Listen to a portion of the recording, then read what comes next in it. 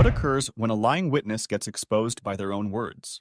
Late in the afternoon, I found myself on a tense phone call with a former employee of my client. This individual had left the company on very poor terms, and now his allegations had helped drag my client into a contract dispute that was heading toward trial. My goal was to understand exactly what the disgruntled ex-employee would say if he were called as a witness. According to the rules, I would need to identify known witnesses to opposing counsel well before we stepped into the courtroom. But first, I wanted to get a sense of what this man might bring to the table, or more accurately, what lies he might try to spin. After just a couple of pointed questions, it became crystal clear. He was every bit the lying troublemaker my client had warned me about. His manner over the phone was slippery, casual, and cocky. He provided a so-called version of events that not only strained credulity, but flew directly in the face of documented evidence we already had in hand. He claimed my client had breached the contract in some spectacular and malicious fashion. He recited a story that cast my client as the villain and the other side as blameless victims. It would have made a nice melodrama, except I knew it was fiction. I had the emails and documents that told a very different story,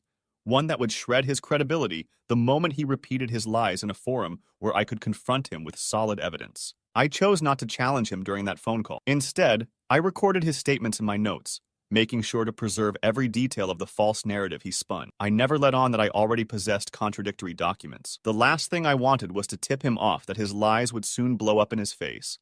Better to leave him confident in his fabricated version so that he would stand by it under oath.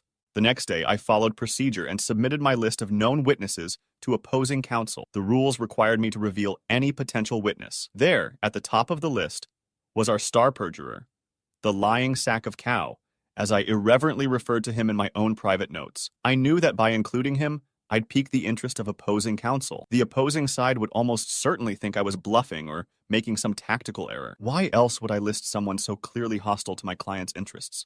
Fast forward to the trial. The tension in the courtroom was palpable as lawyers arranged their notes and clients adjusted their collars. Opposing counsel seemed eager, even smug, as he called his first witness, the disgruntled former employee. This man stepped up to the witness stand with a confidence born of arrogance and ignorance. He proceeded to tell the exact same self-serving story he'd told me on the phone, a false narrative that made my client out to be some manipulative contract breaker who had taken advantage of the plaintiffs. As he spoke, I paid careful attention, nodding at times, appearing to give his words their due. Then came my turn to cross-examine. Slowly, methodically, I introduced the emails he himself had written, emails that contradicted his testimony and revealed his involvement in mischief. With each new piece of evidence, I drove another nail into the coffin of his credibility. He tried to squirm out of it, but the documents were too clear, too damning. He had lied about the events, and now the entire court could see it. The judge's expression grew stern. The jurors seemed to shift in their seats, their eyes flicking between the witness and the damning evidence displayed before them. My client had not breached the contract, as the witness insisted. It was the other party, the very ones suing us, who had not fulfilled their obligation. Our position, once just a well-founded suspicion, was now a matter of open, undeniable fact. When the witness finally stepped down, his shoulders slumped in defeat.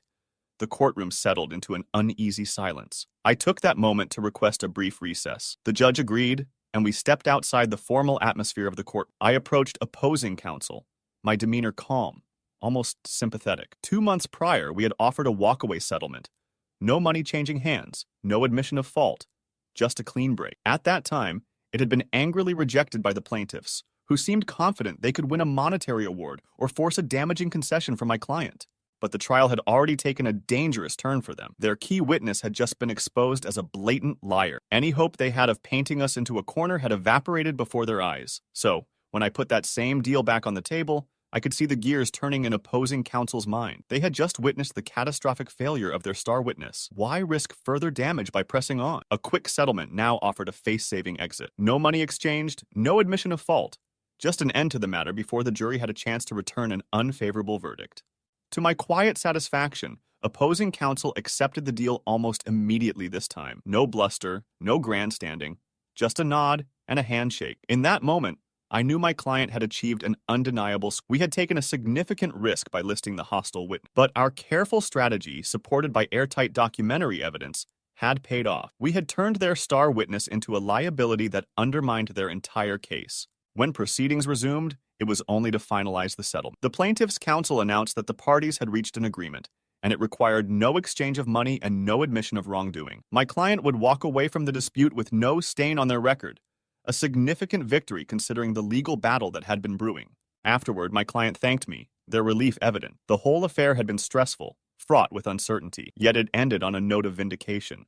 Our strategy, listening carefully, gathering evidence, remaining patient, and then striking at the right moment, had proven effective. The lying witness had overplayed his hand, and his miscalculations had come home to roost in a very public, very embarrassing way. Some might say this was a minor skirmish in the grand battlefield of litigation, but to my client and to me it mattered. It reinforced the principle that truth, combined with preparation, can triumph over deception. It was a quiet reminder that the courtroom, for all its drama and tension, ultimately rewards those who respect facts and reality over falsehoods and fabrication. Walking away with a fair settlement after having our adversaries initially scoff at the very notion was satisfying. Score 1 for the good guys, and for the careful, methodical unveiling of the truth.